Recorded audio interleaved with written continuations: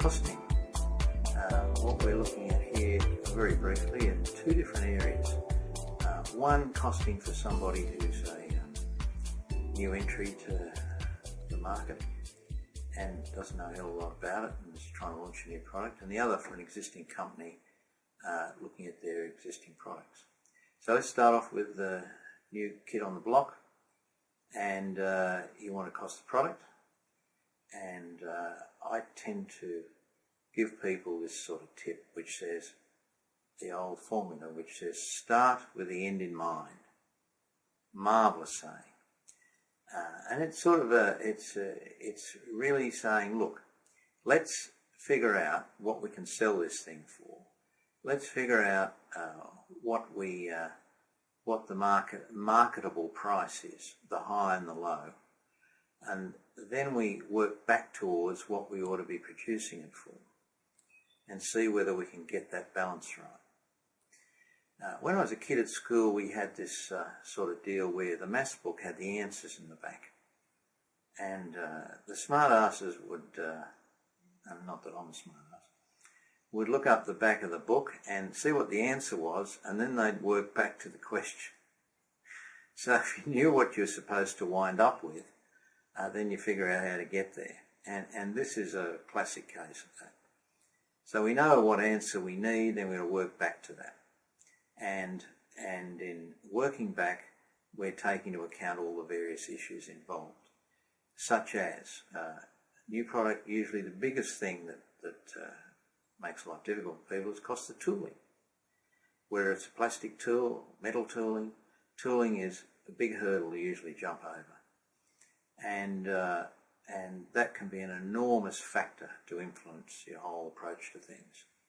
And then whether you have that tooling made locally or you have it made in Asia. Next one is the price-volume equation. That is, when you look for costs, you start to look for three basic costs. One is low volume, the second one medium volume, and the third one high volume. So you can see the trend, you can see what happens when you get the show well and truly on the road. There are some products and processes where the cost doesn't vary a hell of a lot, but they tend to be in the minority. Normally you're stuck for this upfront number, which could look pretty horrific, but once you get the volume up, then that could drop to a mere fraction of what the initial figure is. The other issue you have to face as a new entry is that a moulder, plastics mould is a good example, will say, well, look, I don't want to know about you unless you're going to make 10 or 20,000 of these things as a first shot. Well, guess what? If there's a few things wrong with it, there's a few things that need some sort of adjustment, and you get them out in the marketplace and you find that a few things need to be altered, or if the tool's basically wrong, you might throw the whole tool away. So the first lot, you don't expect to make a heap of money out of your initial trial lots, because you're looking to really sort the product out.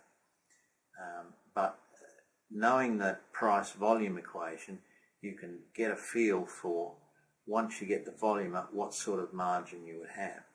So the next one is the packaging, and that's in some cases a retail product. Packaging can be very important and can add up to a reasonable amount.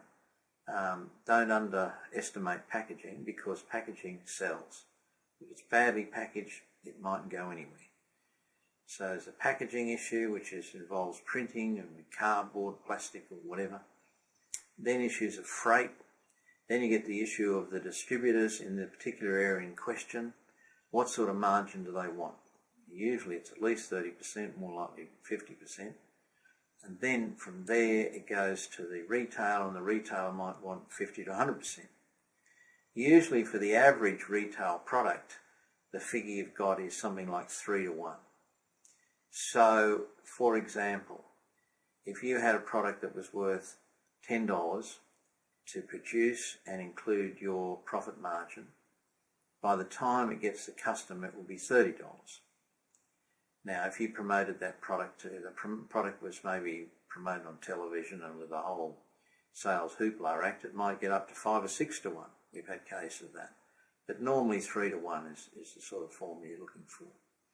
Now, you're basically going backwards and forwards through this equation, looking at if I can't reach that magic, say, $30 mark, and I'm a bit over, what can I alter to affect the price? So I look at the product design, I look at the materials it's made out of, I look at the amount of labour in it, I look at, say, for example, do I get it made in Asia?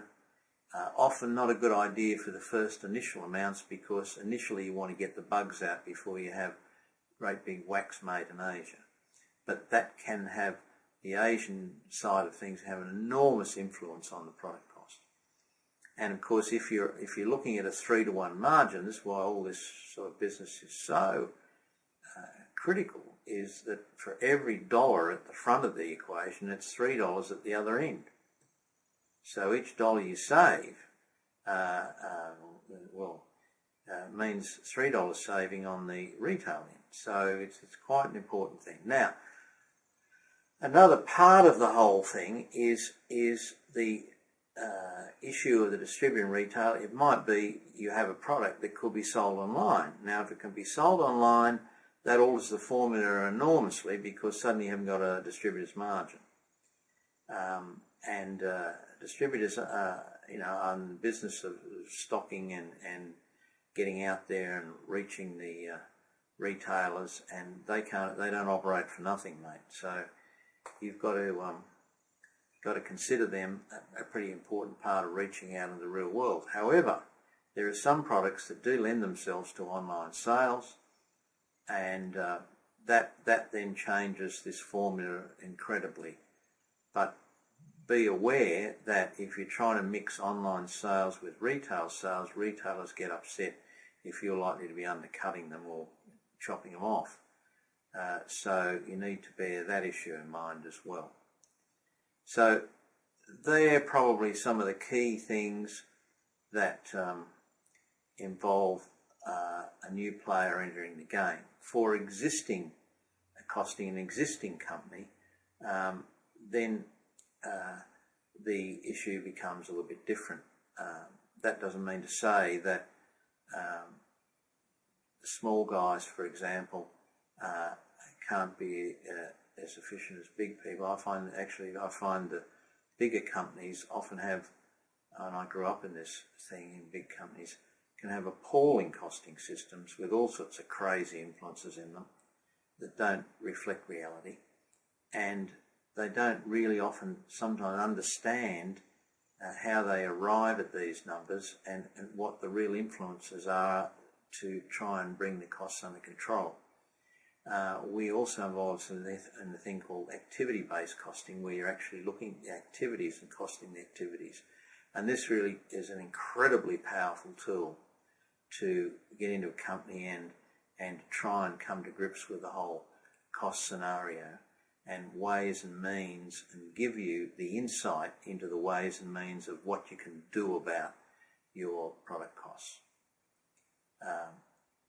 On the other side of that equation, we get involved with people who realise that there's so much labour in their product that they can't automate the thing beyond a certain point, and basically have to face the issue of, well, we've got to get the thing made in Asia, guys. And there are all sorts of tricks and tribulations with that, but I won't go into that here.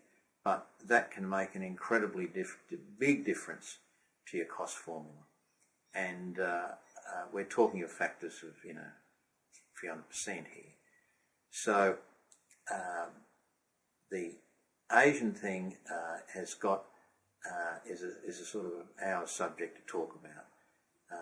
So I won't dig too far, but there is a reason why the factory of the world is in Asia. Very simple reason, because the Western world's basically priced its labour out of business. So I think that, as an initial run through, sort of covers the costing thing, and talk to us. We can get into more detail. Okay, hope that's been helpful to you. Thank you very much. Bye.